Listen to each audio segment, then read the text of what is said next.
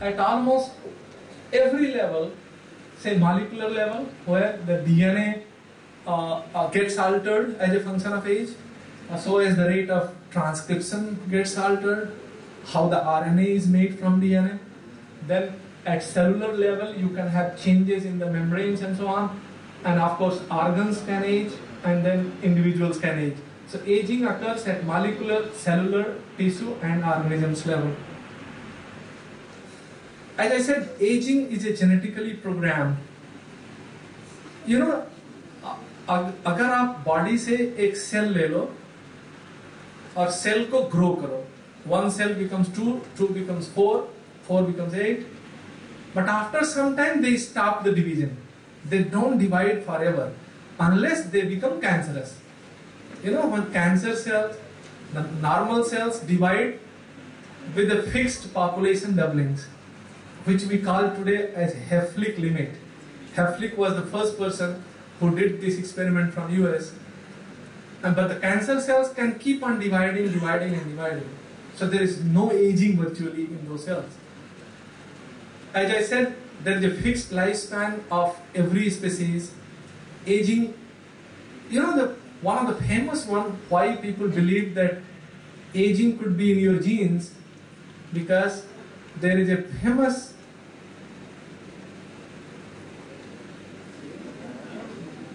how many of you have seen this kind of features? Right.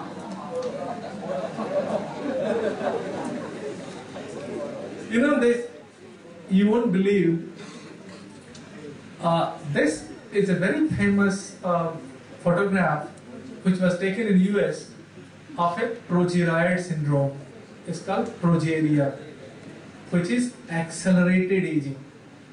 So when somebody can have an accelerated aging, age very fast, it means something is there in the genetic makeup which can allow you to age fast. If you know, then you can alter in such a way that you age slower. This was later on found out that there is a genetic mutation in one of the gene which is responsible for a protein called lamin, L-A-M-I-N, lamin protein. You just keep in mind that the lamin protein, which is localized in the nucleus, in the nuclear membrane. You know, cell has nucleus has a membrane, and that lamin protein is present in the nucleus, nuclear membrane. And just one mutation, you know, mutation means some damage done to the DNA strand. And there are 4 bases, you know, in DNA: adenine, guanine, right. And so you have a sequence, whatever sequence. Suppose if you replace cytosine with thymine, C has become T. Just one single change has led to a defective protein, defective lamin, and that defect, just look at this. Here is a normal nucleus. It's a fluorescence photograph. Look at this nucleus of this person. It has misshapen. The shape is not the circular or the nice moon shape. But look at this. It has misshapen. Just one single mutation of your DNA responsible for giving rise lamin protein, once mutated, will misshapen the DNA, will have more DNA damage, will have more complications, and you age very fast. You know, almost 6 to 8 times faster. If you are age 10, you will look age 6, you look like 60. 60 years old, 6 years person. Several fold increase, acceleration in your age. Anyway, it's called progeroid syndromes. So the progeras means prematurely old age and so on. So I will not bother you more on this, except that I'll tell you few things which you relate to biology. You know, it's not what you call inherited in a genetic fashion, because this protein lamin A is located on chromosome 1. How many chromosomes do we have? Right. So out of 46, say how many pairs? 22 pairs plus XX or XY. The lamin gene is not located on XX or XY. No. It is located on chromosome 1, the first pair. Hence, it does not transmit in that fashion. So it's virtually called autosomal disorder. Autosomes, not on sex chromosomes. Now, to express this premature aging, as you said in the beginning, that the movie was made where the father becomes son and son becomes father. You must have seen. So that was a very good movie of that time. This was known, I mean, we knew for several years, but at least somebody picked up this issue and tried to express upon. Coming to the more biology side, you know, as you age, your cell membrane gets altered. You know, cell membrane has permeability barriers. They selectively allow molecules from outside to inside and from inside to outside. This permeability barrier, it is not same in young and old. So when you become old, there is a disorganization. There are a lot of changes which happens in cytoplasm, which you can have wear and tear, the free radical accumulation, the cross-linking, you know the word which I use, cross-linkers. The free radicals can cross-link the proteins, and proteins become more wrinkled and complex. Lipofuscin accumulation, this is a lipid and protein product which gives you fluorescence called lipofuscin. In the nucleus, you can have a lot of these changes like codon restriction. I'm sure you know what is, how many codons do we have? 64, very good. Which one? One is initiation codon. How many termination codons? 3, right. So one is initiation codon, 3 termination codons. And then you are left with 60. For how many amino acids? How many amino acids do we have? 20. It means one amino acid can be coded by more than one codon.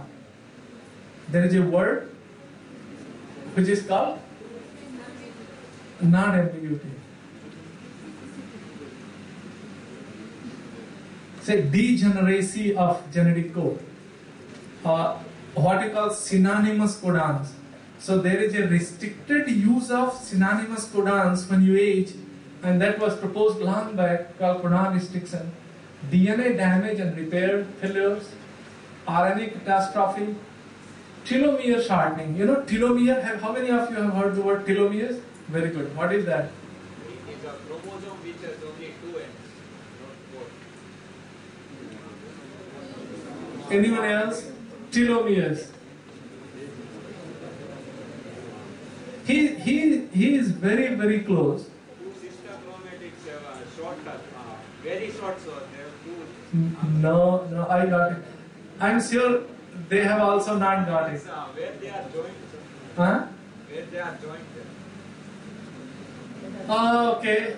Some other word which you can pick up?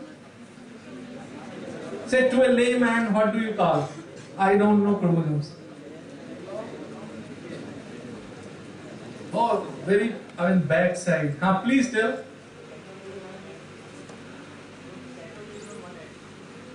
Oh, okay. Chalo. Maybe I'll tell you in a simple word. Telomeres are ends of chromosomes. Chromosome का जो tip होता है ना, tip and जिसको END, end of the chromosome.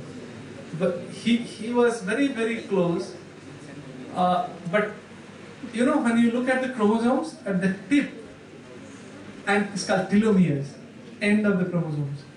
And telomere, every time if you take, if you measure the telomeric DNA from young boy, say 10 years old, maybe 30 years old, maybe 60 years old, and 100 years old, the telomeric length reduces. So one of the reasons why it is said that telomeric length, if you maintain, or if it is maintained, that can be correlated to longevity. Then we have gene regulation, antagonistic pleiotropy, differentiation, and disposable somas. This I will not repeat, this is just the same. As I said, that the telomeres shorten as a function of age, leading to growth arrest. Of course, some of these which I thought I'll tell you, one is antagonistic pleiotropy. You know, there are few genes or few phenomena which are highly beneficial when you are young and becomes deleterious when you are old. It's called antagonistic pleiotropy. You know, the estrogen, which prepares the females as females, but after menopause, same estrogen is not as beneficial as it was, becomes deleterious. There is the one which is proposed here is called disposable soma.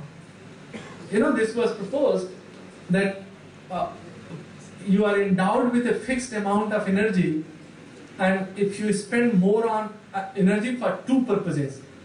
One is to maintain your somatic cells, other one is to maintain your germ cells, reproductive cells. So if you spend more on maintaining reproductive cells, then you are left with less, kam bachega, to maintain your somatic cells. And hence, this disbalance might lead to the aging process. These are wear and tear, free radical accumulation, age pigments, cross-linking, this we have seen. You know, do you remember this diagram? Have you ever seen somewhere in biology? What is that?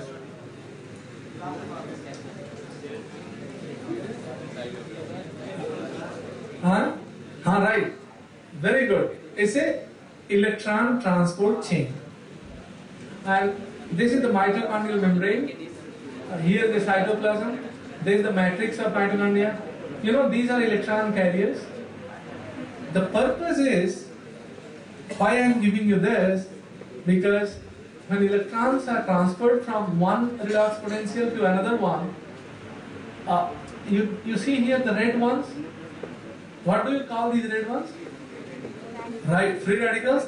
What is the name of this free radical? Superoxides. Very good.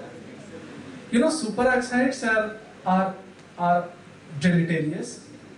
Maybe beneficial for little function, but if it is more, it is deleterious. So it can create a lot of cross links, it can create a lot of damages.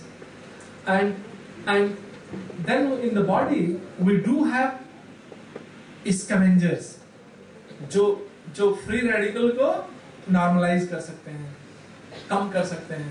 We have in our body. And particularly the superoxide dismutase, there is an enzyme which converts superoxide into hydrogen peroxide, then catalase will convert into water, and these are okay, no problem. So the red ones can be converted to the good ones, and we do have a system. However, if this doesn't go very well, say you generate a lot of reactive oxygen species, ROS, from here, which can damage the proteins, which can in fact alter the transcriptional machinery here, including P53 and some cytosolic pathways cascades.